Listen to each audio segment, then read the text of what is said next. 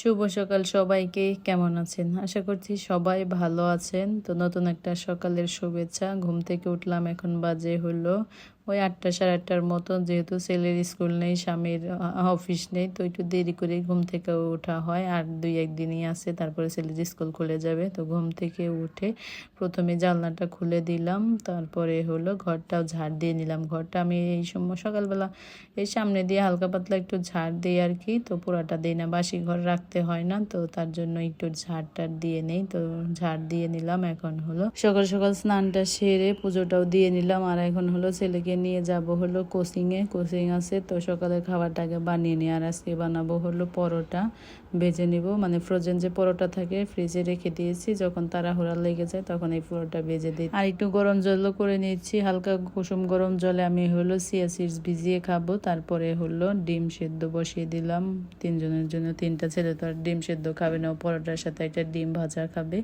তো সেই ডিম বসিয়ে দিয়ে চিয়া সিডসটা ভিজিয়ে নিলাম, পরে খেয়ে নিব আমি। তো পাশের চুলায় পরোটাটাও ভেজে নিচ্ছি, ওকে 2টা পরোটা ভেজে দিব, সাথে একটা ডিম দিয়ে দিব, তাহলে আর হয়ে যাবে। আর আজকে সকালবেলার আবহাওয়াটা বেশ ঠান্ডা ঠান্ডাই ছিল, মানে সকাল থেকেই বৃষ্টি পড়ছে।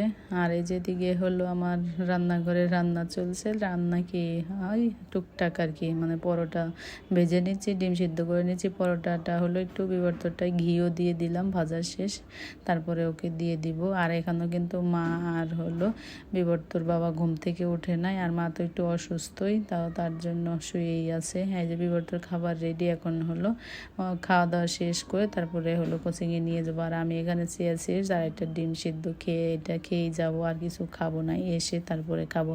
আর আস্তে আস্তে দেখা যাবে যে 11টা 11:30 বেজে যাবে। তো এসে আবার দুপুরে রান্না বান্নাও করতে হবে। আর ছেলে যেহেতু স্কুল নেই, মানে কোচিংটা আছে একটু দেরিতেই, 10টা থেকে মনে হয় পরীক্ষা। হ্যাঁ, 10টা থেকেই পরীক্ষা ছিল। তো স্কুল থাকলে তো সকালবেলা আরও তাড়াহুড়া লেগে যেত। তো 10টা থেকে পরীক্ষা হবে, আমি নিয়ে যাব, বসে থেকে পরীক্ষা দিয়ে নিয়ে আসব। তোর বাবাই নিয়ে যায়, তো আজকে আমি নিয়ে যাচ্ছি। তো ডিমটা খেয়ে নেই, তারপরে হলো চলে যাব। আর যাওয়ার আগ দিয়ে যে দেখছি এখনও বৃষ্টি কিন্তু পড়ছে, আবহাওয়া বললাম না ঠান্ডা ঠান্ডা। তো এখন হলো এরা ঘুমিয়ে আছে, যেহেতু আমি এর বিবর্তে যাচ্ছি, এদের তালা দিয়ে রেখে যাবো বাইরে থেকে। আর ভিতরে একটা চাবি আছে, রেখে গেলাম।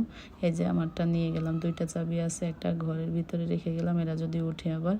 তো এই যে ঠান্ডা ঠান্ডা ওয়েদারে যাচ্ছি বাইরে। আর এত সুন্দর, মানে আবহাওয়াটা বেশ ভালোই লাগতেছিল, আকাশ পুরা মেঘলা, টিপটাপ করে বৃষ্টি পড়তেছিল। আর এখানে হলো আজকের দিনটা ছিল শুক্রবার, ভুলেই গিয়েছিলাম। আর এখানে শুক্রবার একটা বাজার বসে, সেই গ্রামের থেকে আর কি, যা নিজেদের বাড়ির যে সবজিগুলো থাকে সেগুলো নিয়ে এসে এখানে বসে।